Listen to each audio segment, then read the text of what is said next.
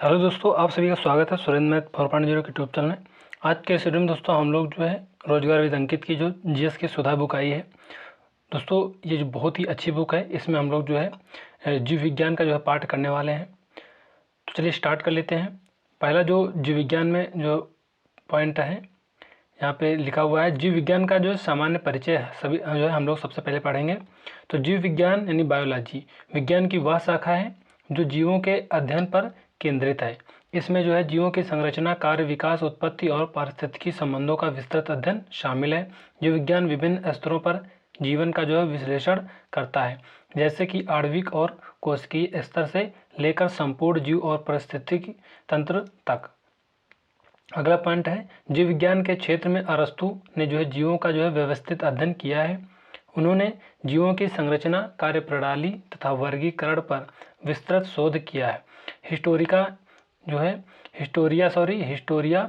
Any जो है मलियम अरस्तु द्वारा लिखित एक महत्वपूर्ण पुस्तक है, जिसमें जो है उन्होंने लगभग 500 प्रकार के जो है जीव जंतुओं के जो है शारीरिक संरचना, अंग, जीवन चक्र तथा व्यवहार का जो है विस्तृत जो है वर्णन किया है। जीव विज्ञान को जो है विज्ञान की एक शाखा है। जीव विज्ञान को जो है विज्ञान की एक शाखा है के रूप में स्थापित करने के कारण ही अरस्तु को जीव विज्ञान के जनक के रूप में जाना जाता है। दोस्तों ये थ्योरी बेस है, आपसे क्वेश्चन इसमें पूछेगा अरस्तु को जो है मतलब किस विज्ञान का जनक माना जाता है, तो जीव विज्ञान। दोस्तों इसमें बहुत सारे आपको जो है क्वेश्चन बनने वाले हैं, तो आप थ्योरी एक बार अच्छे से पढ़ लेना है, तो आपके जो वन लाइनर क्वेश्चन जो है पढ़ने की ज़रूरत नहीं पड़ेगी। जीव विज्ञान शब्द का जो सर्वप्रथम प्रयोग 19वीं सदी के शुरुआती वर्षों में हुआ था। इस शब्द को पहली बार प्रयोग में लाने का जो श्रेय है फ्रांसीसी वैज्ञानिक लैमार्क तथा जर्मन वैज्ञानिक ट्रेविरेनस को जो है जाता है। अरस्तु ने जीव विज्ञान को मुख्यतः दो वर्गों में वर्गीकृत किया है। पहला है जंतु विज्ञान और दूसरा है वनस्पति विज्ञान। जंतु विज्ञान ने जियोलॉजी कहते हैं। जंतु विज्ञान को प्राणी विज्ञान भी कहा जाता है। इसमें जानवरों व जीवों का अध्ययन होता है। और वनस्पति विज्ञान में जो है इसे बॉटनी कहते हैं। वनस्पति विज्ञान के अंतर्गत पेड़ पौधों का अध्ययन किया जाता है। इसमें जंतुओं का अध्ययन किया जाता है और इसमें पेड़ों का अध्ययन किया जाता है। वनस्पति विज्ञान बॉटनी में जो है पौधों का अध्ययन किया जाता है, जिसमें जो है पौधों की विभिन्न विशेषताओं और उनके जीवन की प्रक्रियाओं का जो है विश्लेषण शामिल होता है। अगला है वनस्पति विज्ञान का जो जनक है थियोफ्रेस्टस को जो है माना जाता है। थियोफ्रेस्टस ने अपनी पुस्तक हिस्टोरिका प्लांटारम में लगभग 500 से अधिक प्रकार के जो है पौधों की प्रजातियों का जो है वर्णन किया है। अगला है जीव विज्ञान। जीव विज्ञान की प्रमुख शाखाएं हैं। पहला है जंतु विज्ञान। विभिन्न प्रकार के जो है जीवित एवं जो है मृत जंतुओं का अध्ययन होता है इसमें। वनस्पति विज्ञान में विभिन्न प्रकार के पादपों एवं जो उनके जो है क्रियाकलापों का अध्ययन होता है। एपीकल्चर में यहाँ पे मधुमक्खी पालन का अध्ययन किया जाता है। विटीकल्चर में मोस्ट इम्पॉर्टेंट दोस्तों ये सभी हैं, इसमें अंगूर उत्पादन का अध्ययन किया जाता है। सेरीकल्चर की बात करें तो रेशम कीट पालन का अध्ययन किया जाता है। ऑर्निथोलॉजी में पक्षियों का अध्ययन किया जाता है। अगला है एंटेमोलॉजी। इसमें जो है कीटों का जो है वैज्ञानिक अध्ययन किया जाता है। पीसीकल्चर में मत्स्य पालन का अध्ययन किया जाता है। पोमोलॉजी में फलों की जो है कृषि का अध्ययन किया जाता है। ओलेरीकल्चर में सब्जियों की कृषि का अध्ययन किया जाता है। एंथोलॉजी में फूलों का अध्ययन किया जाता है। ऑन्कोलॉजी में कैंसर व जो है ट्यूमर का अध्ययन होता है। हार्टिकल्चर में उद्यान विज्ञान का अध्ययन होता है। इक्थियोलॉजी में मछलियों का अध्ययन किया जाता है। माइकोलॉजी में कवकों का अध्ययन होता है। पैडोलॉजी में मृदा का जो है वैज्ञानिक अध्ययन होता है। मर्मिकोलॉजी में चींटियों का अध्ययन होता है। ट्रोमेटोलॉजी में घाव का अध्ययन किया जाता है। फाइकोलॉजी में शैवालों का अध्ययन होता है। अगला है साइटोलॉजी। साइटोलॉजी में कोशिका संरचना का अध्ययन होता है। अब हम लोग जो है जीवों का वर्गीकरण के जितने भी क्वेश्चन बनते हैं देख लेते हैं। तो यहाँ पे है जीवधारियों का वर्गीकरण। जीवधारियों के जो है वर्गीकरण को टैक्सोनॉमी या फिर जीव वर्ग की कहा जाता है।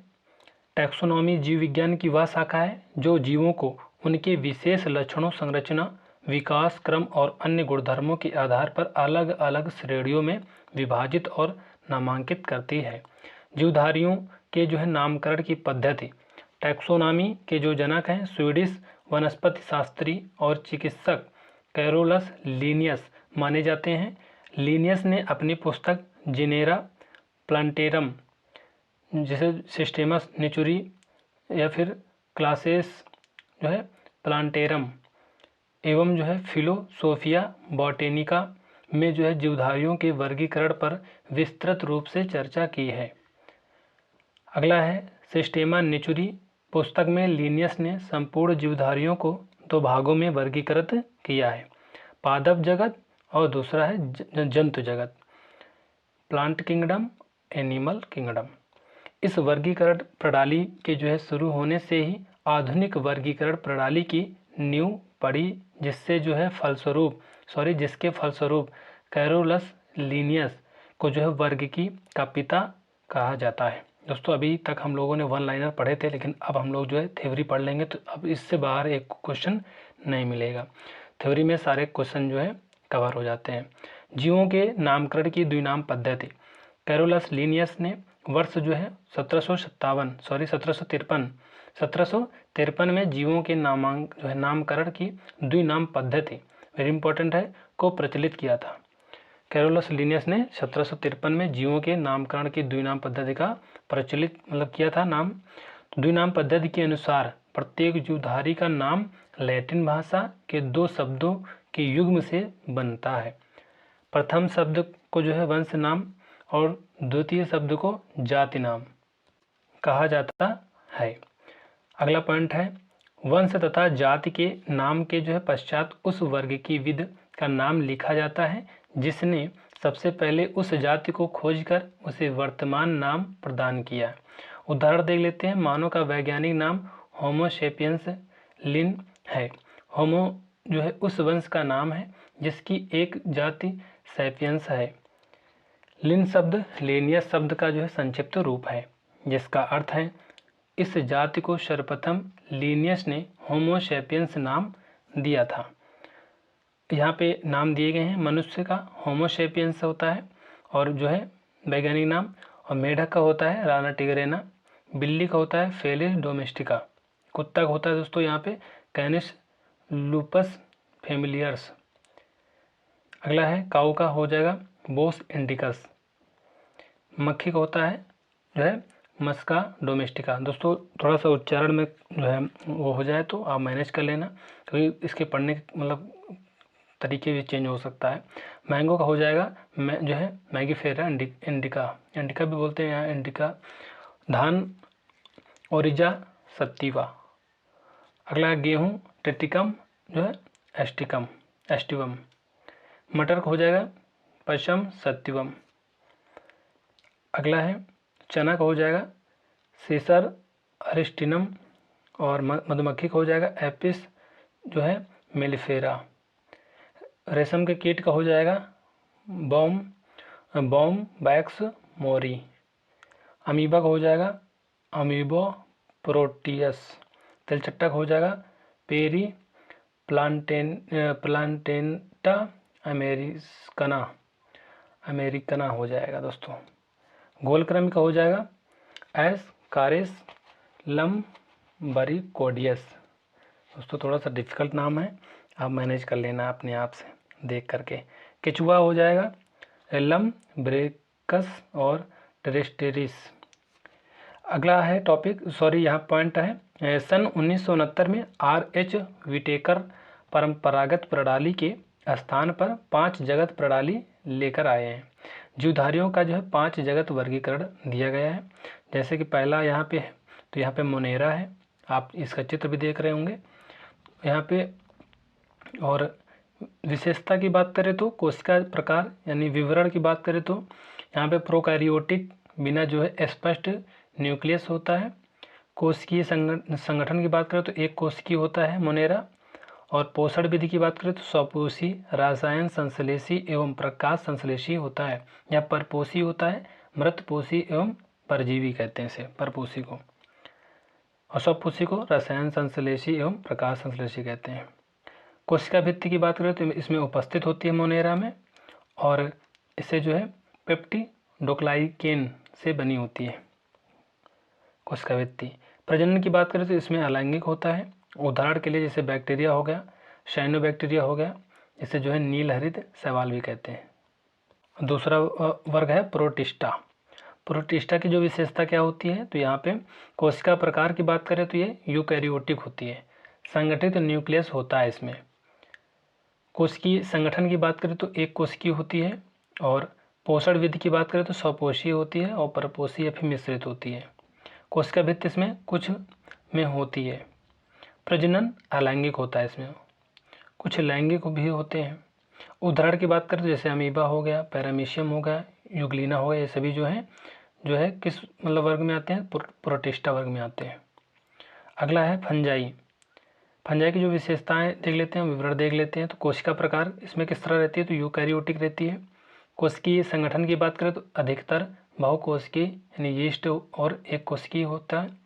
पोषण विधि की बात करें तो परपोषी होता है ये, और इसमें जो है मृत जीवों का जो है पर निर्भर रहता है। परपोषी मतलब होता ही दूसरे पर निर्भर होना, यानी मृत जीवों पर निर्भर होता है। कोशिका भित्ति की बात करें तो उपस्थित होती है इसमें, और किसकी होती है, काइटिन की बनी होती है। प्रजनन की बात करें तो अलैंगिक और लैंगिक होता है, दोनों होता है। उदाहरण की बात करें तो यीस्ट हो जाएगा, मशरूम हो जाएगा, ब्रेड मोल्ड हो जाएगा। अब हम लोग जो है प्लांट पढ़ेंगे। प्लांट की जो विशेषता है, कोशिका प्रकार इसमें किस तरह होता है, तो यूकैरियोटिक होता है। कोशिकीय संगठन की बात करें तो बहुकोशिकीय संगठन होता है। पोषण विधि स्वपोषी होता है, प्रकाश संश्लेषण द्वारा होता है। कोशिका भित्ति उपस्थित होती है, सेलुलोज से बनी होती है इसमें। प्रजनन की बात करें तो ये लैंगिक और अलैंगिक दोनों होता है। उदाहरण की बात करें तो जैसे फूलदार पौधे, फर्न, शैवाल, पेड़ आदि। अगला है एनीमेलिया। एनीमेलिया है। इनकी जो विशेषता है, कोशिका प्रकार इसमें यह यूकैरियोटिक इसमें भी होती है। कोशिका संगठन की बात करें तो बहुकोशिकीय होता है। पोषण विधि परपोषी, कोशिका भित्ति अनुपस्थित होता है। प्रजनन की बात करें तो मुख्यतः लैंगिक होता है। उदाहरण की बात करें तो मानव, शेर, मछली, पक्षी आदि। अगला है कोशिका विज्ञान। कोशिका जो है जीवों की संरचनात्मक और क्रियात्मक मूलभूत इकाई है, जो जीवित जीवों के शरीर की सबसे छोटी इकाई होती है। सभी जीव चाहे वे जो है एक कोशिकीय हों, जैसे कि बैक्टीरिया और प्रोटोजोआ, या फिर बहुकोशिकीय, जैसे जो है पौधे और जानवर कोशिकाओं से बने होते हैं। कोशिका विज्ञान में जो है कोशिकाओं और उसके अंदर की वस्तुओं की जो है रचना और कार्यकी का जो है अध्ययन किया जाता है।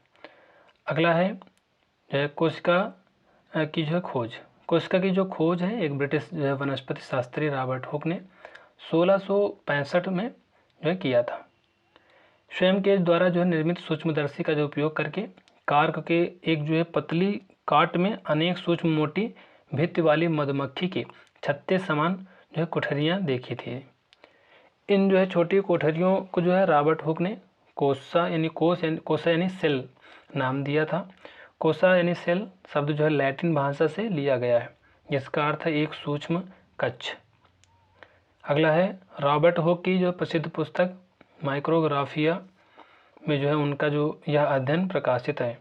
हालांकि हुक ने जो है कोठरियाँ देखी थी, वास्तव में वह मृत कोशिकाओं की जो है कोशिका दीवारें थी, क्योंकि कार्क जो है मृत पौधे की जो है कोशिका से बना होता है। अब हम लोग यहाँ पे वैज्ञानिक नाम, वर्ष और खोज सिद्धांत देखेंगे। ल्यूनहॉक वैज्ञानिक नाम है, ये इनका जो वर्ष है 1674 ईस्वी, और यहाँ पे जीवित कोशिका की जो है खोज किया था तालाब के पानी में। स्लाइडन और थियोडोर ये जो है 1838-39 ईस्वी में कोशिका का सिद्धांत इन्होंने दिया था। स्लाइडन और स्वान, थियोडर इनका जो पूरा नाम हम लोग नहीं जानते हैं, यहाँ पे स्लाइडर और स्वान ही जानते हैं, तो इनका जो स्वान का फुल नाम है थियोडोर स्वान होता है। अगला है रॉबर्ट ब्राउन, 1831 ईस्वी इनका जो वर्ष है, केंद्र की खोज किया था।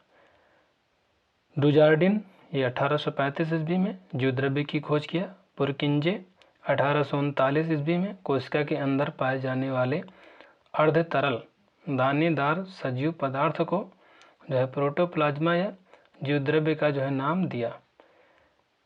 कैमिलो गाल्जी 1898 ईस्वी में गाल्जी उपकरण या जो है गाल्जिकाय की खोज की थी। वाल्डेयर 1888 ईस्वी में गुणसूत्र का जो है नामकरण किया। वीजमैन 1892 ईस्वी में जो है सोमोटोप्लाज्म। अगला है G.E. पैलाडे 1953 ईस्वी में राइबोसोम की खोज किया। डी डुवे ने 1958 ईस्वी में लाइसोसोम की खोज की। दोस्तों बहुत ही इंपॉर्टेंट है। टी बोवेरी ये 1888 ईस्वी में तारकाय का जो है नामकरण किया। अल्बर्ट वान जो है कोलिकर की बात करें तो 1857 ईस्वी में माइटोकॉन्ड्रिया की खोज किया। अगला है रिचर्ड अल्टमैन 1886 ईस्वी में जो है माइटोकॉन्ड्रिया की खोज की तथा जो है इसे बायोब्लास्ट नाम दिया। बिंडा 1897-98 में माइटोकॉन्ड्रिया का जो है नामकरण किया। महत्वपूर्ण तथ्य देख लेते हैं तो मनुष्य में जो है सबसे लंबी कोशिका की बात करें तंत्रिका तंत्र है। शरीर की जो है सबसे बड़ी कोशिका अंडाणु है। सबसे बड़ी व भारी कोशिका शुतुरमुर्ग अंडा है। सबसे छोटी जीवित कोशिका माइकोप्लाज्मा है। कोशिका में जो है सबसे बड़ा भाग नाभिक केंद्रक है और यहाँ पे कोशिका में सबसे जो है छोटा भाग राइबोसोम। कोशिका के प्रकार यहाँ पे दिए गए हैं। रचना के आधार पर जीवों में जो है 2 प्रकार की कोशिकाएं पाई जाती हैं, प्रोकैरियोटिक कोशिका और यूकैरियोटिक कोशिका। प्रोकैरियोटिक कोशिकाएं देख लेते हैं तो यहाँ प्रोकैरियोटिक कोशिकाओं में केंद्रक कला, केंद्रक तथा सुविकसित कोशिकाओं की अनुपस्थित होती है और प्रोकैरियोटिक कोशिकाओं में 70S प्रकार के जो है राइबोसोम होते हैं जो प्रोटीन संश्लेषण के लिए जिम्मेदार होते हैं। ये कोशिकाएं आद्य होती हैं। प्रोकैरियोटिक कोशिकाओं में केंद्रक पदार्थ स्वतंत्र रूप से कोशिका द्रव्य में बिखरे रहते हैं, अर्थात केंद्रक पदार्थ जैसे प्रोटीन, DNA तथा RNA कोशिका द्रव्य के सीधे संपर्क में रहते हैं। प्रोकैरियोटिक जो है गुणसूत्रों में हिस्टोन प्रोटीन की जो है अनुपस्थित होती है। प्रोकैरियोटिक कोशिकाओं का जो आकार होता है 0.1 से लेकर 5.0 माइक्रोमीटर के मध्य होता है। यहाँ पे आप देख सकते हो बना हुआ चित्र। अगला है जीवाणु की सूक्ष्म संरचना। उदाहरण यहाँ पे विषाणु यानी वायरस और यहाँ पे रिकेट्स और यहाँ पे जीवाणु, बैक्टीरियोफेज तथा नीले हरे शैवालों की जो है कोशिकाएं आदि हैं। दूसरा होता है यूकैरियोटिक कोशिकाएं। यूकैरियोटिक कोशिकाएं जो होती हैं दोस्तों, यूकैरियोटिक कोशिकाओं में केंद्रक कला, केंद्रक तथा जो है पूर्ण विकसित कोशिकांग पाए जाते हैं। यूकैरियोटिक कोशिकाओं में 80S प्रकार के जो है राइबोसोम पाए जाते हैं। आप यहाँ पे चित्र भी देख सकते हो और यहाँ पे सब लिखा भी है, गाल्जी उपकरण ये है। और यहाँ पे दोस्तों थोड़ा सा रोक करके इस सभी चीज़ को पढ़ लेना। अगला है यहाँ पे प्राणी कोशिका। केंद्रक पदार्थ प्रोटीन, DNA तथा RNA कोशिका द्रव्य के जो है सीधे संपर्क में जो है नहीं रहते हैं, बल्कि केंद्रक द्रव्य के संपर्क में रहते हैं। यूकैरियोटिक गुणसूत्रों में हिस्टोन प्रोटीन उपस्थित होते हैं। प्रोकैरियोटिक कोशिका की जो अपेक्षा यूकैरियोटिक कोशिका का जो आकार है बड़ा होता है। यूकैरियोटिक कोशिका का जो आकार है 5 से लेकर 100 माइक्रोमीटर के मध्य होता है। कोशिका की जो संरचना है, कोशिका संरचना अत्यधिक जटिल होती है। इनमें अनेक संरचनाएं पाई जाती हैं, जिन रचनाओं को जो है कोशिकांग कहा जाता है। आप यहाँ पे देख रहे होंगे संरचना बनी हुई है। आप इसको जो है रोक करके अच्छे से सभी चीज़ें पढ़ करके तब आगे पढ़ना। अगला पॉइंट है पादप कोशिका। पादप कोशिका के जो है मुख्यतः 3 जो है प्रमुख भाग होते हैं, कोशिका भित्ति, जीवद्रव्य और रसधानियाँ या फिर रिक्तिकाएँ। कोशिका भित्ति की बात करें तो कोशिका भित्ति केवल पादप कोशिका में पाए जाते हैं। यह पादप कोशिका की बाहरी परत होती है। कोशिका भित्ति सेलुलोज से बनी होती है। कोशिका भित्ति द्वारा जो है कोशिका की सुरक्षा होती है। अगला है कोशिका भित्ति जंतु व प्रोटोजोआ में नहीं पाई जाती है, परंतु कवक, पादप, शैवाल, जीवाणु आदि में पाई जाती है। कोशिका भित्ति पौधों की स्थिरता प्रदान करती है, जिससे वे सीधे खड़े रह सकते हैं तथा अपने तनों और जड़ों को मजबूती से जो है बढ़ा सकते हैं। अगला पॉइंट है कोशिका भित्ति अर्ध पारगम्य होती है जो कुछ पदार्थों को अंदर और बाहर जाने की अनुमति देती है। अगला है पॉइंट 2 जीवद्रव्य। जीवद्रव्य आप देख सकते हो, ये चित्र बना हुआ है, यहाँ पे सभी चीज़ें आपको बताई जा रही हैं, आप रोक करके अच्छे से पढ़ लेना। अगला है पॉइंट कोशिका के भीतर के जो है संपूर्ण पदार्थ को जीवद्रव्य कहा जाता है। जीवों में होने वाली जो समस्त जैविक क्रियाएं जीवद्रव्य में पूर्ण होती हैं, इसलिए जीवद्रव्य को जीवन का जो है भौतिक आधार कहते हैं। पुरकिंजे एवं H.B. मोहल ने सर्वप्रथम इस पदार्थ का जो है नाम प्रोटोप्लाज्मा रखा। इसके गुण निम्नलिखित हैं। जीवद्रव्य अर्धपारदर्शक, रंगहीन तथा अर्धतरल पदार्थ होते हैं। जीवद्रव्य में 60 से 80% जो है जल होता है, जिसमें कार्बनिक एवं अकार्बनिक पदार्थ घुले रहते हैं। जीवद्रव्य में घुले जो है अनेक पदार्थ जैसे कि शक्कर, खनिज लवण तथा नमक अणु या फिर आयन के जो है रूप में रहते हैं। जीवद्रव्य में जो है घुले अनेक कार्बनिक पदार्थों जैसे कि वसा, प्रोटीन के जो है कण अणुओं से बड़े होते हैं, क्योंकि कई जो है अणु समूहों में जुड़े होते हैं। जीवद्रव्य एक जटिल मिश्रण है जिसमें लगभग 30 तत्व होते हैं। जीवद्रव्य में जो है कार्बन, ऑक्सीजन, नाइट्रोजन तथा हाइड्रोजन मुख्य होते हैं। इसके जो है अतिरिक्त कैल्शियम, पोटेशियम, लोहा, सोडियम एवं सल्फेट इत्यादि पदार्थ भी सूक्ष्म मात्रा में पाए जाते हैं। जीवद्रव्य में इसके जो है अतिरिक्त अकार्बनिक एवं कार्बनिक पदार्थ भी घुले होते हैं। अगला है तीसरा पॉइंट है रिक्तिकाएं हैं। रिक्तिकाएं प्रायः पादप कोशिकाओं में पाई जाती हैं। तरुण जो है कोशिका में रिक्तिकाएं यानी रिक्तिकाओं का जो आकार छोटा एवं जो है संख्या अधिक होता है। रिक्तिकाओं का जो है आकार परिपक्व कोशिका में जो है काफ़ी बड़ा हो जाता है तथा जो है संख्या कम हो जाती है। रिक्तिकाओं के जो है चारों तरफ कोशिका जो है द्रव्य की एक पतली परत झिल्ली के रूप में पाई जाती है, जिसे जो है टोनोप्लास्ट कहा जाता है। रिक्तिकाओं के जो है भीतर एक जो है तरल पदार्थ भरा रहता है, जिसे जो है रिक्तिका रस कहते हैं। खनिज लवण जैसे कि नाइट्रेस, फास्फेट, क्लोराइड्स आदि पाए जाते हैं। रिक्तिका रस कोशिकाओं की जो है स्फीति बनाए रखने में विशेष मदद करती है। फलों तथा पुष्पों आदि की जो है रिक्तिकाओं में जो है एंथोसाइनिन पाया जाता है, जो इनको जो है विभिन्न रंग जैसे कि बैंगनी, नीला, गुलाबी, पीला आदि जो है प्रदान करता है। यहाँ पे कराता लिखा हुआ है। यहाँ पे सजीव या फिर उपापचय के जो है सक्रिय कोशिकांग आपको यहाँ पे दिखाई दे रहे होंगे। माइटोकॉन्ड्रिया है ये, आप यहाँ पर देख सकते हो अच्छे से इसका चित्र।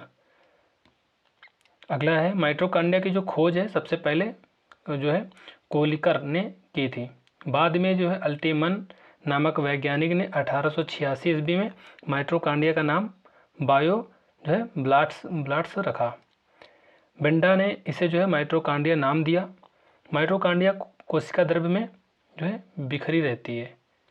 माइटोकॉन्ड्रिया की आकृति जो है और आकार परिवर्तनशील होता है। माइटोकॉन्ड्रिया दोहरी झिल्ली से जो है घिरी होती है। इन उभारों को जो है क्रिस्टी कहा जाता है। माइटोकॉन्ड्रिया को ऊर्जा उत्पन्न करने के कारण उसे जो है कोशिका का ऊर्जा ग्रह भी कहते हैं। माइटोकॉन्ड्रिया को कोशिका का ऊर्जा ग्रह इसलिए कहा जाता है क्योंकि 36 एटीपी अणु जो है एक ग्लूकोज अणु के जो है टूटने से बनते हैं। उनमें जो है 34 एटीपी क्रेब्स चक्र के दौरान माइटोकॉन्ड्रिया में ही बनते हैं। गोल्जी का अगला है 2 नंबर, यहाँ पे आप उसका चित्र भी देख सकते हो। गोल्जी का यहाँ पे कुंड है और यहाँ पे गोल्जी उपकरण है। पॉइंट है वर्ष 1898 में जो है सर्वप्रथम गोल्जी की जो है खोज कैमिलो गोल्जी ने की थी। गोल्जी को लाइपोकॉन्ड्रिया भी कहा जाता है। जीवाणुओं, नील हरे शैवालों तथा माइकोप्लाज्मा को छोड़कर गोल्जी अन्य सभी जीवधारियों की कोशिकाओं में पाए जाते हैं। दोस्तों आप जो है अगर स्पीड धीरे लग रही हो तो आप 2x पे देख लेना, इसको ऑप्शन होता है बढ़ाने का। पौधों में गोल्जी को डिक्टियोसोम कहते हैं। गोल्जी काय की गुहिकाओं में अनेक प्रकार के एंजाइम्स एवं जो है पॉलीसेकेराइड्स होते हैं। गोल्जी काय स्रावी कोशिकाओं में अधिक होते हैं। विभिन्न पदार्थों यानी मुख्यतः एंजाइम का जो है स्रावण करना गोल्जी काय का महत्वपूर्ण कार्य होता है। शुक्राणुओं के अग्रपिंडों के जो निर्माण में गोल्जी काय अत्यंत सहायक होते हैं। जंतुओं में गोल्जी काय से जो है विभिन्न प्रकार के हार्मोन्स स्रावित होते हैं। गोल्जी काय कोशिका विभाजन के दौरान कोशिका जो है पट्टिका के निर्माण में सहायक होते हैं। गोल्जी काय की झिल्लियों का जो संपर्क अंतःप्रदब्बी जालिका की जो है झिल्लियों से जो है रहता है। गोल्जी काय कुछ जो है यूकैरियोटिक कोशिका स्तनधारियों की लाल रुधिर कणिका नील हरित शैवालों एवं जो है जीवाणु में नहीं पाए जाते हैं। गोल्जी काय लाइसोसोम एवं पेराक्सीसोम के जो निर्माण में मदद करता है। अगला है पॉइंट तीसरा है अंतःप्रदब्बी जालिका। आप यहाँ पे चित्र इसका देख सकते हो, इस तरह से होती है और यहाँ पे आप मतलब यहाँ पे लिखा हुआ है क्या मतलब कौन सी चीज़ है। राइबोसोम ये होते हैं, खुरदुरी अंतःप्रदब्बी जालिका ये होती है और यहाँ पे केंद्रक और केंद्रक छिद्र होते हैं। अगला यहाँ पे है सन 1945 में KR पोर्टर ने जो है अंतःप्रदब्बी जालिका की खोज की थी। अंतः जो है प्रदब्बी जालिका केंद्रक कला से कोशिका कला तक फैली रहती है। अंतःप्रदब्बी जालिका केंद्रक से जो है कोशिका द्रव्य अनुवांशिकी पदार्थों के जाने का जो है मार्ग बनाती है, जो कोशिका द्रव्य को यांत्रिक सहारा प्रदान करती है। स्तनधारियों की जो है लाल रुधिर कणिकाओं की जो है कोशिकाओं को जो है छोड़कर अंतःप्रदब्बी जालिका सामान्यतः सभी शुकेंद्रीय कोशिकाओं में पाई जाती है। अंतःप्रदब्बी जालिका का जीवाणुओं एवं जो है नीले हरे शैवालों में जो है अभाव रहता है।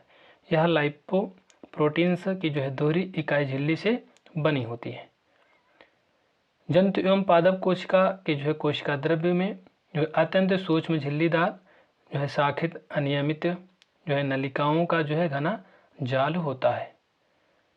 अंतःप्रदब्बी जालिका द्वारा जो है अंतःकोशिकीय परिवहन तंत्र का जो है निर्माण होता है। कोशिकाओं में जो है अंतःप्रदब्बी जालिका का जो है विस्तार कभी कभी केंद्रक की बाह्य झिल्ली से प्लाज्मा झिल्ली तक होता है। अंतःप्रदब्बी जालिका ER 2 प्रकार की पाई जाती है। अगला पहला है चिकनी अंतःप्रदब्बी जालिका।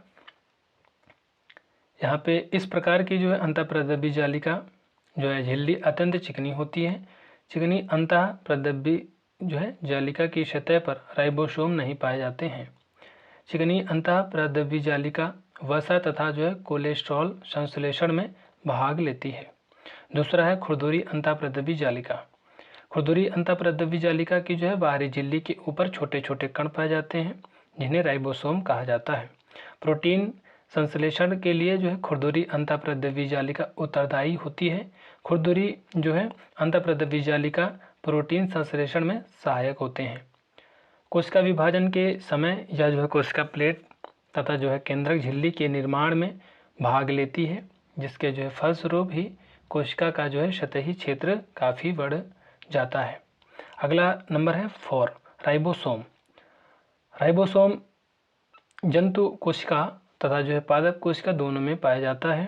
राइबोसोम की खोज सर्वप्रथम पाइलार्डे जो है नामक जो वैज्ञानिक ने सन 1953 में की थी। राइबोसोम सबसे छोटा कोशिकांग होता है। राइबोसोम जो राइबो न्यूक्लिक एसिड यानी RNA नामक अम्ल तथा जो है प्रोटीन से बने होते हैं। अगला पॉइंट है प्रोटीन संश्लेषण के लिए राइबोसोम उपयुक्त स्थान प्रदान करते हैं, जिसे जो है प्रोटीन फैक्ट्री कहते हैं। इसका जो मुख्य कार्य प्रोटीन का जो है संश्लेषण करना है। माइटोकॉन्ड्रिया केंद्रक तथा हरित लवक में भी जो है राइबोसोम पाए जाते हैं। राइबोसोम आकार तथा जो अवसादन के आधार पर 2 प्रकार के होते हैं, 70S राइबोसोम और 80S राइबोसोम। 70S राइबोसोम ये जो है माइटोकॉन्ड्रिया जो है क्लोरोप्लास्ट एवं जो है बैक्टीरिया इत्यादि में पाए जाते हैं। ये आकार में छोटे होते हैं एवं इनका जो है अवसादन गुणांक 70S होता है। बड़ी सब यूनिट 50S और छोटी सब यूनिट 30S। 80S राइबोसोम की बात करें तो यहाँ पे ये जंतु कोशिकाओं तथा जो है उच्च विकसित जो है पौधों में पाए जाते हैं। इनका जो है आकार बड़ा होता है और अवसादन गुणांक 80S होता है। जो है बड़ी सब यूनिट 60S और छोटी सब यूनिट 40S। प्रत्येक राइबोसोम लगभग 2 गोलाकार सब यूनिट्स के जो है बने होते हैं, जिसमें एक छोटी एवं जो है एक बड़ी सब यूनिट होती है, जो आपस में जुड़कर पूर्ण राइबोसोम का जो है निर्माण करती है। अनेक राइबोसोम कभी कभी एक साथ मिलकर एक जो है रचना बनाते हैं, जिसे पॉली जो है राइबोसोम या फिर पॉलीसोमस कहा जाता है। यहाँ पे आप चित्र भी देख सकते हो, राइबोसोम की संरचना इस तरह बनी हुई है। अगला है पांचवा पॉइंट है जो है लाइसोसोम। लाइसोसोम ये जो है डी डुवे द्वारा जो है लाइसोसोम की खोज की गई, जिसके लिए डी डुवे को जो है सन 1974 में नोबेल पुरस्कार से सम्मानित किया गया। जो है लाइसोसोम केवल जो है जंतु कोशिकाओं में पाया जाता है। ये जो है गोल तथा सूक्ष्म इकहरी झिल्ली से घिरी थैली जो है जैसी संरचना है। राइबोन्यूक्लिएज जो है फॉस्फेटेज, प्रोटीएज, डीऑक्सी राइबोन्यूक्लिएज जैसे जो अनेक प्रकार के एंजाइम लाइसोसोम में पाए जाते हैं, जो अम्लीय अपघट्य कहलाते हैं। लाइसोसोम के जो है एंजाइम किसी कारण जब बाहर निकलते हैं तो सक्रिय होकर कोशिका के जो है विभिन्न पदार्थों का विघटन कर देते हैं, जिसके फलस्वरूप कोशिका विखंडित हो जाती है, जिसे आत्मघाती थैलियाँ कहा जाता है। अगला है लवक। यहाँ पे लवक का आप चित्र भी देख सकते हो, यहाँ पे सभी पार्ट का जो है यहाँ पे डिफाइन किया गया है। अगला पॉइंट है लवक की जो खोज है 1865 में हाइकेल के जो है द्वारा की गई। लवक केवल पादप कोशिकाओं में पाए जाते हैं, जो कोशिका द्रव्य में चारों ओर बिखरी रहती है। इनका जो आकार है अंडाकार, गोलाकार या जो है तस्तरी नुमा व जो है चपटे आकार के होता है। जीवाणु कवक जो है मिक्सो जो है माइसीट्स तथा जो है नीले हरे शैवालों इत्यादि में लवक नहीं पाए जाते हैं। रंग के आधार पर जो है लवक के जो है 3 प्रकार होते हैं। यहाँ पे हरित लवक या फिर क्लोरोप्लास्ट। हरित लवक के भीतर हरे रंग का जो है मतलब जो है यहाँ पे क्लोरोफाइल जो है 11 होता है, जिसकी जो है सहायता से जो है प्रकाश संश्लेषण की क्रिया संपन्न होती है, और इसी कारण पौधों का जो है कुछ भाग तथा पत्तियां हरे रंग की जो दिखाई पड़ती हैं। इसी के फलस्वरूप हरित लवक को जो है कोशिका का जो है रसोई घर भी कहते हैं। पर्णहरित के जो है अतिरिक्त हरित लवक में जेंथोफिल एवं जो है कैरोटीन नामक जो है वर्णक भी पाए जाते हैं। पर्णहरित में जो है मैग्नीशियम यानी Mg धातु उपस्थित होती है। दूसरा है वर्णी लवक या फिर क्रोमोप्लास्ट। वर्णी लवक रंगीन जो है लवक होते हैं, जो प्रायः पीले, लाल, नारंगी व भूरे आदि रंगों में होते हैं। वर्णी लवक पौधों के जो है रंगीन भागों जैसे पुष्पों में जो है दलों, जो है फल, वित्ती, बीज इत्यादि में पाए जाते हैं। वर्णी लवक में जो है स्ट्रोमा नहीं होता है। पुष्पों का जो रंग वर्णी लवक के कारण चमकीला होता है, जिससे ये कीट परागण में सहायक होते हैं। अगला है पॉइंट तीसरा, अवर्णी लवक या फिर लुको जो है प्लास्ट। अवर्णी लवक रंगहीन एवं जो है अनियमित आकार के होते हैं। ये पौधों के उन हिस्सों में पाए जाते हैं जो सूर्य के प्रकाश से वंचित रह जाते हैं। ये 3 प्रकार के होते हैं। पहला है एमाइलोप्लास्ट, यह जो है लवक कार्बोहाइड्रेट्स को संग्रहित करता है। यह आलू और जड़ जो है वाले पौधों में पाया जाता है। एलियोप्लास्ट, यह जो लवक वसा को जो है संग्रहित करता है। यह तिल और जो है सरसों के पौधों में पाया जाता है। तीसरा है प्रोटीनेप्लास्ट, यह लवक प्रोटीन को जो है संग्रहित करता है। यह दालों में पाया जाता है। अगला है माइक्रो बॉडीज। माइक्रो जो है बॉडीज एक जो है परत वाली झिल्ली से जो है घिरी थैलियाँ होती हैं, जिनका जो निर्माण जो है एंडोप्लाज्मिक जो है जालिका एवं जो है गोल्जी तंत्र के जो है थैलियों के जो है टूटने के कारण होता है। माइक्रो बॉडीज का जो आकार है लगभग 0.3 से जो है 1.3 UM जो है म्यू जो है व्यास का होता है, जो 2 प्रकार के होते हैं। पहला जो है तारककाय। तारककाय एक जो है गोलाकार मतलब रचना होती है, जो केंद्रक की जो है बाहरी सतह पर लगभग मध्य में स्थित होती है। तारककाय मुख्य रूप से जो है जंतु कोशिकाओं में एक जो है कुछ पादप कोशिकाओं जैसे कवक तथा शैवाल में पाए जाते हैं। तारक काय प्रायः दो स्पिंडल के आकार के जो है कड़ों का जो बना होता है, जिसे सेंट्रियोल जो है कहा जाता है। सेंट्रियोल के जो है चारों ओर एक जो है स्वच्छ कोशा जो है द्रव्य का जो है घेरा होता है, जिसे सेंट्रोस्फियर कहा जाता है। कोशिका विभाजन के दौरान सेंट्रियोल दो जो है भागों में बंटकर दो विपरीत ध्रुवों की ओर चले जाते हैं। कोशिका झिल्ली की बात करें तो यहाँ पे कोशिका झिल्ली एक अर्धपारगम्य झिल्ली होती है, जो कोशिका के जो अंदरूनी भाग को बाहरी वातावरण से अलग करती है। अगला है, इसे जो है प्लाज्मा झिल्ली या फिर जो है प्लाज्मा जो है मेम्ब्रेन भी कहा जाता है।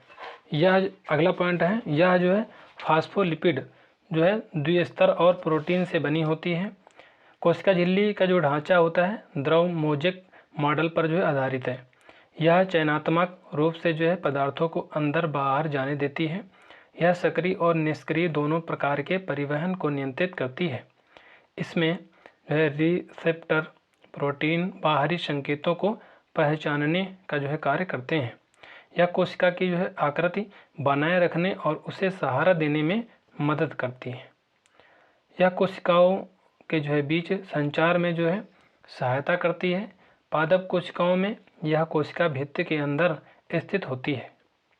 अगला है वनस्पति विज्ञान। वनस्पति विज्ञान पादप जगत का जो है अध्ययन वनस्पति विज्ञान के अंतर्गत आता है। इसमें जो है सभी प्रकार के जो है पेड़ पौधों का अध्ययन शामिल होता है।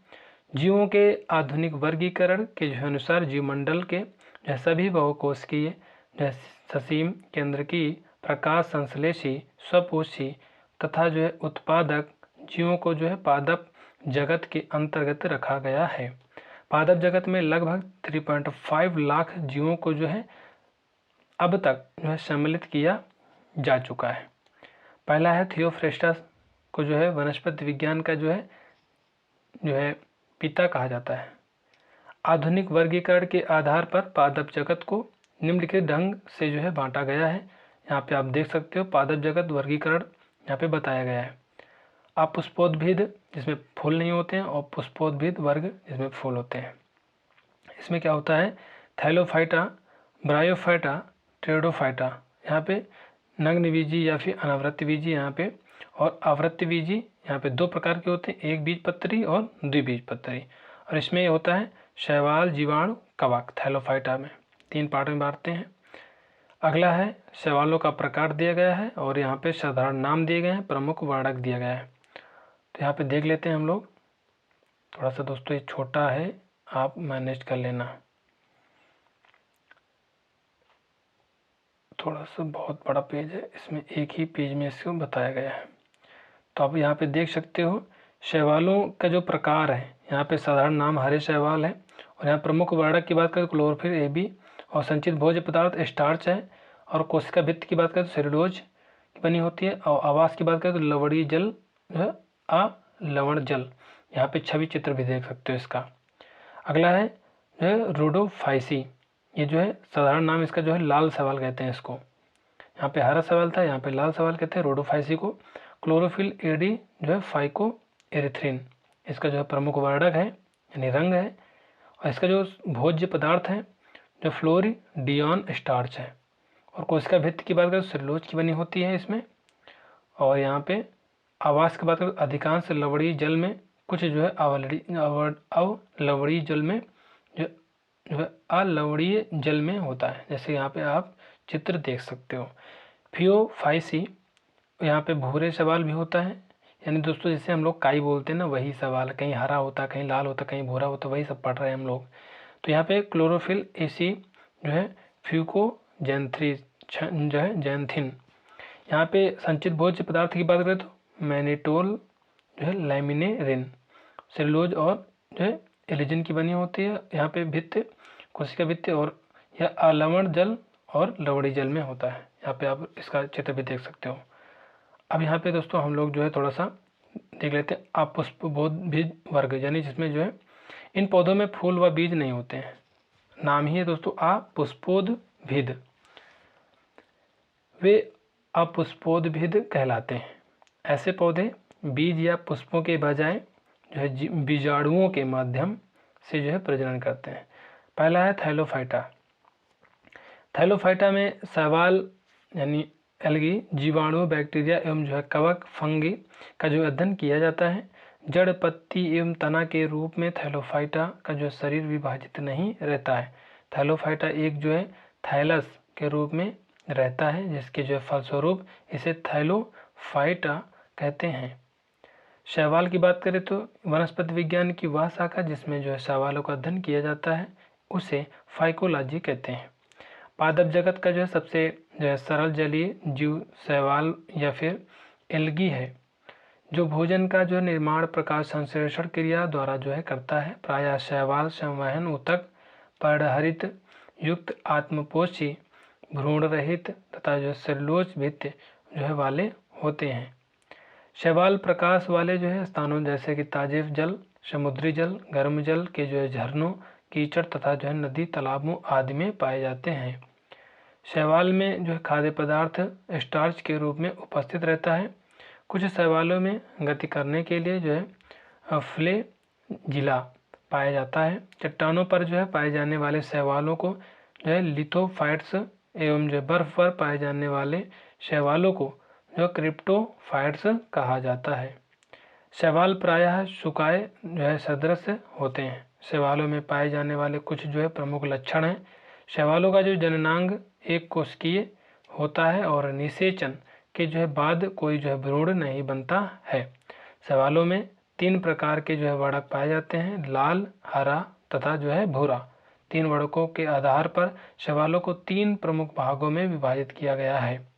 पहला है क्लोरोफाइसी, रोडोफाइसी, यानी यहाँ पे क्लोरोफाइसी में हरा वर्णक, रोडोफाइसी में लाल वर्णक और जो है फियोफाइसी में भूरा वर्णक। अभी हम पढ़ भी चुके हैं। अगला है आवास। कुछ शैवाल जो है अधिपादप के जो है रूप में अन्य पौधों पर पाए जाते हैं, जैसे कि ऊडोगोनियम। कछुए की जो पीठ पर उगने वाले जो शैवाल को जो है प्रोटोडर्मा कहा जाता है। घोंघे के ऊपर उगने वाला जो शैवाल जो है क्लेडोफोरा कहलाता है। जुक्लोरेला नामक शैवाल निम्न जो है वर्गीय जंतु हाइड्रा के जो है भीतर पाया जाता है। जुक्लोरेला एवं जो हाइड्रा का जो संबंध सहजीवन का जो है उदाहरण है, जो कॉफ़ी, चाय इत्यादि की पत्तियों पर पाए जाते हैं। साइमनसिएला शैवाल जो है दीवारों, पेड़ की जो है छालों एवं चट्टानों इत्यादि पर पाया जाता है। मनुष्य एवं दूसरे जंतुओं की जो है आंतड़ियों में जो है आशी जो है लेटोरिया शैवाल पाया जाता है। जीवाणु, अगला पॉइंट है जो है दूसरा है, सेकंड है जीवाणु। यहाँ पे आप इसका जो है चित्र भी देख सकते हो, जीवाणु इस तरह से होता है और यहाँ पे इसके पार्ट भी जो है बताए गए हैं आपको अच्छे से। सर्वप्रथम जीवाणु की जो है खोज ल्यूनहॉक ने वर्ष जो है 1676 में की थी। एहरेनबर्ग ने जो है वर्ष 1829 में इन्हें जीवाणु नाम दिया। फ्रांसीसी वैज्ञानिक लुई पास्चर ने वर्ष जो है 1857 में बताया कि किण्वन की जो है क्रिया जीवाणुओं के द्वारा होती है। रॉबर्ट कोच ने तपेदी यानी टीबी के जीवाणुओं की खोज की तथा जो है रोग का जो है जन्म सिद्धांत भी दिया। लुई पास्चर ने रेबीज के टीके व जो है दूध के जो है पाशुरीकरण की खोज की। जीवाणुओं का अध्ययन को जो है जीवाणु विज्ञान कहा जाता है। जीवाणुओं के सामान्य लक्षण हैं। यहाँ पे जीवाणु अति सूक्ष्म एवं एक कोश की जो आद्य होते हैं। जीवाणुओं का जो है वायु, जल, थल, मृत व जीवित पौधे एवं जो है जंतुओं का वास होता है। जीवाणु में कोशिका भित्ति भी पाई जाती है। जीवाणुओं की जो लंबाई 2 से लेकर जो है 5 जो है तक होती है। कुछ जो है जीवाणुओं की जो लंबाई 60 तक होती है और डायलिस्टर न्यूमोसिंटिस सबसे कम लंबाई यानी 0.15 म्यू और 0.3 म्यू के बीच का जो जीवाणु होता है। स्पाइरिलम जो वालुटेंस अधिकतम लंबाई 15 म्यू का जो है जीवाणु होता है, माइक्रो होता है। अगला है बेजियाटोआ जो है मिराबिलिस जो है सबसे बड़े आकार का जो है जीवाणु होता है। आधे बैक्टीरिया जो आधे बैक्टीरिया अत्यंत जो है कठिन वास स्थानों जैसे कि गर्म झरने, थर्मो एसिडोफिलस, कच्छ क्षेत्र, जो है मैथेनोजन और अत्यंत लवणीय क्षेत्र यानी हैलोफी में पाए जाते हैं। अगला है पॉइंट जीवाणु कोशिका की संरचना। जीवाणु कोशिका एक जो है भित्ति से जो है घिरी रहती है। यह जो है पॉलीसैकेराइड, लिपिड और प्रोटीन की जो है बनी होती है। कुछ जीवाणुओं में जो है काइटिन व उनकी जो है कोशिका भित्ति में सेलुलोज भी पाया जाता है। भित्ति के चारों ओर जो है अपपंक जो है कि एक जो है परत बनी होती है। अवपंक की एक जो है परत बनी होती है। अवपंक की जो है यह परत जीवाणु वृद्धि के दौरान फैल जाती है, जो सख्त होकर जो है एक कैप्सूल बनाती है। जो जीवाणु कैप्सूल बनाते हैं वे जो है कैप्सूलेटेड कहलाते हैं। कैप्सूल का जो निर्माण है डेक्सिट्रॉन, सेलुलोज और लिवाइन तथा जो है पॉलीसैकेराइड्स आदि जो है पदार्थों से बना होता है। जीवाणुओं की जो है कोशिका भित्ति के जो है भीतर जीवद्रव्य होता है, जो बाहर की ओर जीवद्रव्य कला से घिरा होता है। जीवद्रव्य में जो है ग्लाइकोजन वसा वॉल्यूटिन कण होते हैं। हरे जीवाणुओं में एक विशेष प्रकार का जो है क्लोरोबियम, क्लोरोफिल, बैक्टीरियोविरिडिन तथा बैंगनी रंग के जीवाणुओं में बैक्टीरियो परफ्यूरिन तथा जो है बैक्टीरियो क्लोरोफिल होता है, जिसके फलस्वरूप ये प्रकाश संश्लेषण कर पाते हैं। अगला है पॉइंट तीसरा, कवक यानी फंगी बोलते हैं इंग्लिश में। आप चित्र भी देख सकते हो यहाँ पे। कवकों का अध्ययन माइकोलॉजी कहलाता है। वेरी इंपॉर्टेंट, ये बहुत बार पूछा जाता है। ये संवहन ऊतक है रहित पर्णहरित। यह संवहन ऊतक रहित पर्णहरित रहित तथा केंद्रक युक्त जो है होते हैं। यहाँ पे जो है ऊतक नहीं होते हैं और यहाँ पे पड़ भी नहीं होते हैं, पत्ते भी नहीं होते हैं तथा जो है केंद्रक युक्त होता है, केंद्रक होता है। कवक पर्णहरित की जो है अनुपस्थिति के कारण सदैव परपोषित होते हैं। यहाँ पे जो सड़े गले जो है पदार्थों से ये जो है मतलब जहाँ होता है वहाँ पनपते हैं, उसी से जो है भोजन प्राप्त करते हैं। कवक अपना जीवन सहजीवी या परजीवी अथवा मृतोपजीवी के जो है समान व्यतीत करते हैं। कवक में संचित भोज्य पदार्थ ग्लाइकोजन तथा वसा के रूप में रहता है। दोस्तों जैसे कि हमारे यहाँ देहाती भाषा में कहते हैं कुकुरमुत्ता है, यहाँ पे कुकुरमुत्ता ऐसे बोलते हैं। आपके यहाँ क्या बोलते हैं कमेंट करके जरूर बताना। डैक्टिलेला जो है आर्थो जो है बाट्रिस प्रोटोजून्स व दूसरे सूक्ष्म जंतुओं को पकड़कर कुछ कवक उनसे जो है अपना भोजन ग्रहण करते हैं, जिन्हें परभक्षी कवक कहा जाता है। कुछ कवक सूत्र, चीड़ आदि की जो है जड़ों में फैले रहते हैं तथा भूमि से जो है खनिज लवण तथा जल ग्रहण करके चीड़ को जो है देते रहते हैं। चीड़ कवक को जो है खाद्य पदार्थ देता है, जो सहजीवन का जो है अच्छा उदाहरण होता है। इस सहजीवन को कवक मूल कहा जाता है। कवक सूत्रों को भित्ति काइटिन, कवक सेलुलोज अथवा जो है केलोस की जो है बनी होती है। ब्रायोफाइटा मृदा अपरदन रोकने के लिए लगाया जाता है। यह पौधा जमीन की जो है नमी सूंघता है। ब्रायोफाइटा भ्रूण बनाने वाले पौधों का जो है सबसे साधारण व आद्य जो है समूह होता है। ब्रायोफाइटा में संवहन ऊतक नहीं होते हैं। ब्रायोफाइटा समूह के जो है पौधे स्थलीय होने के कारण नम तथा छायादार स्थानों पर उगते हैं। ब्रायोफाइटा को वनस्पति जगत का जो है एम्फीबिया उभयचर वर्ग भी कहते हैं। युग्मोद्भिद ब्रायोफाइटा का जो मुख्य पौधा जो होता है, ये जो है आकार में सूक्ष्म होते हैं। अगला है ब्रायोफाइटा वर्ग का जो सबसे बड़ा पौधा जो है डासोनिया है। युग्मोद्भिद के जो है मूलाभासों को छोड़ शेष भाग में हरित लवक होते हैं, जिसके कारण ये स्वपोषी होते हैं। ब्रायोफाइट्स छोटे जो है थैलसनुमा होते हैं, जिनमें जो पत्तियों एवं जो तनों के समान रचनाएं मिलती हैं।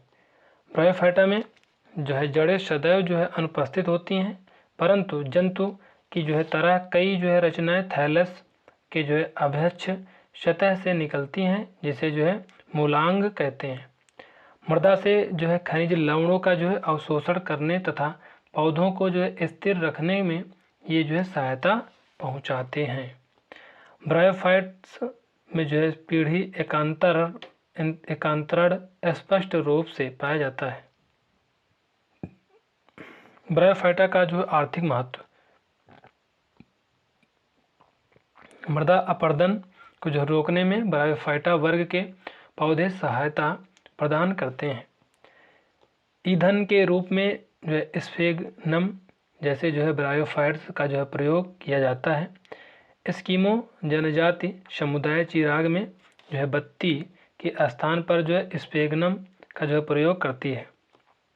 जल अवशोषण की जो है पर्याप्त क्षमता ब्रायोफाइटा वर्ग के पौधे में जो है पाई जाती है, अतः यह बाढ़ रोकने में सहायता करते हैं। एंटीसेप्टिक के रूप में जो है मॉस जो है प्रयोग किया जाता है। कुछ जो है ब्रायोफाइट्स पौधों का जो है प्रयोग शाकाहारी स्तनधारी भोज्य पदार्थ के रूप में करते हैं। अगला है टेरिडोफाइटा। टेरिडोफाइटा वर्ग के अंतर्गत संवहन ऊतक पर्णहरित युक्त अपुष्पोद्भिद पौधे आते हैं। उप जो है प्रभाग के सदस्यों में जल तथा खनिज लवणों के संवहन हेतु संवहन ऊतक जाइलम तथा फ्लोएम पाए जाते हैं। टेरिडोफाइटा वर्ग के जो है पौधों की जो है कुछ जातियां जैसे कि मार्सिलिया, एजोला और साल्विनिया आदि जो है जलीय भी होती हैं। इन्हें जलीय फर्न कहा जाता है। इस वर्ग के पौधों में पाए जाने वाले प्रमुख लक्षण निम्न हैं, जैसे कि पहला है टेरिडोफाइटा में बीजाणु उद्भिद मुख्य पौधा होता है। प्रायः जड़, तना, स्तंभ तथा पत्ते होते हैं। प्रायः इनका जो है शरीर जड़, पत्ती तथा तना में विभाजित रहता है। टेरिडोफाइटा में ऊतक तंत्र विकसित होता है तथा संवहन ऊतक जाइलम व फ्लोएम में भिन्नता होती है। ये पुष्पहीन होते हैं। इनमें जो है पुष्प तथा बीज का जो है निर्माण नहीं होता है। टेरिडोफाइटा में बीजाणु धानियों में उत्पन्न होते हैं। जिस पत्ती पर जो है बीजाणुधानियाँ उत्पन्न होती हैं उस पत्ती को बीजाणु जो है पर्ण कहा जाता है। युग्मोभिद पौधों पर जो है नर जननांग जो है पुंधानी तथा मादा जननांग स्त्रीधानी उत्पन्न होता है। टेरिडोफाइटा पौधों में जो है निश्चित पीढ़ी एकांतरण होता है। जाइगोस्पोर का जो निर्माण जाइगोट में होता है। बीजाणु अंकुरित होकर जो प्रोथेलाइस यानी युग्म कोद्भिद का जो निर्माण करते हैं। अगला है टेरिडोफाइट्स को जो है वनस्पति सर्प भी कहा जाता है। टेरिडोफाइटा का जो है आर्थिक महत्व देख लेते हैं। अगला है पशुओं के चारे के रूप में जो है टेरिडियम का जो उपयोग किया जाता है। सिरेटोप्टेरिस एवं जो है मर्सिलिया जैसे जो है टेरिडोफाइट्स का जो उपयोग सब्जी के रूप में होता है। दवाइयों के रूप में जो है लाइकोपोडियम के जो है बीजाणुओं को जो है का प्रयोग किया जाता है। जो है सिले जो है जिनेला में जो है पुनर्जीवन का जो है गुण होता है, जिसके जो है फलस्वरूप सिले जिनेला का जो उपयोग मेंजो पर जो है सजावट के लिए किया जाता है। इक्विसेप्टम जो है नामक जो है टेरिडोफाइट्स से जो है सोना प्राप्त किया जाता है। पुष्पोद्भिद वर्ग या जो है फेनेरोगेम भी बोलते हैं, या फिर समूह के जो है पौधे पूर्ण जो है विकसित होते हैं, क्योंकि इन सभी में जो है फूल, जल तथा जो है बीज होते हैं। पहला है अनावृत बीजीय या फिर नग्न बीजीय। यहाँ पे देख लेते हैं पुष्पोद्भिद वर्ग में दो प्रकार के होते हैं ना, तो पहला है अनावृत बीजीय तथा नग्न बीजीय। अनावृत बीजीय या नग्न बीजीय उन पौधों को कहा जाता है जिनके जो है बीज में आवरण या फिर कवच नहीं पाया जाता है, अर्थात बीजांड एवं जो है उनसे विकसित बीज किसी जो है खोल या फल में बंद नहीं होते हैं। अनावृत बीजीय या नग्न बीजीय पुराने पौधों का जो है वर्ग है तथा इनमें अंडाशय यानी ओवरी का जो है पूर्ण अभाव होता है। लगभग 900 जातियों को इस उपप्रभाग में रखा गया है। अनावृतबीजी पौधों के जो है पौधों के बीजों में जो बीजावरण नहीं पाया जाता है। अनावृतबीजी या नग्न जो है बीजी पौधे मेरुद्भिद स्वभाव के होते हैं। अनावृतबीजी पौधों वायु परागण होते हैं। अनावृतबीजी उप जो है प्रभाग के जो है पौधे बहुवर्षीय होते हैं। अनावृतबीजी पौधों के जननांग प्रायः एकलिंगी होते हैं, जिनमें शंकु बनते हैं। मादा शंकु मेगा स्पैरोफिल तथा नर शंकु माइको स्पैरोफिल का निर्माण करते हैं। इन पौधों में बहुभ्रूणता पाई जाती है। भ्रूण में जो है मूलांकुर एवं जो है प्रांकुर के जो है साथ ही एक या एक से अधिक बीजपत्र बनते हैं। नग्न बीजी या फिर अनावृत बीजी में संवहन ऊतक पाए जाते हैं।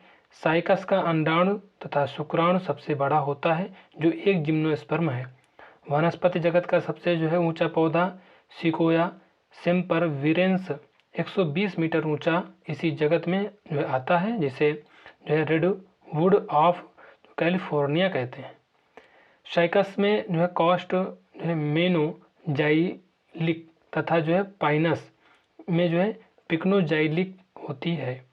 साइकस की जो है कोरिलाइड जो है जड़ों से नीलहरित शैवाल एनाबीना एवं जो है नास्टोक पाए जाते हैं।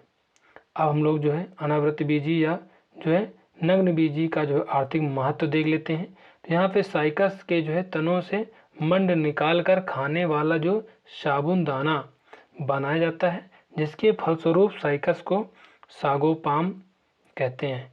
अंडमान द्वीप की जो है जनजातियों द्वारा जो है साइकस के बीजों को खाया जाता है। शिकोया चीड़ जो है स्प्रूस देवदार फर आदि की जो है लकड़ी का जो प्रयोग महत्वपूर्ण फर्नीचर बनाने के लिए किया जाता है।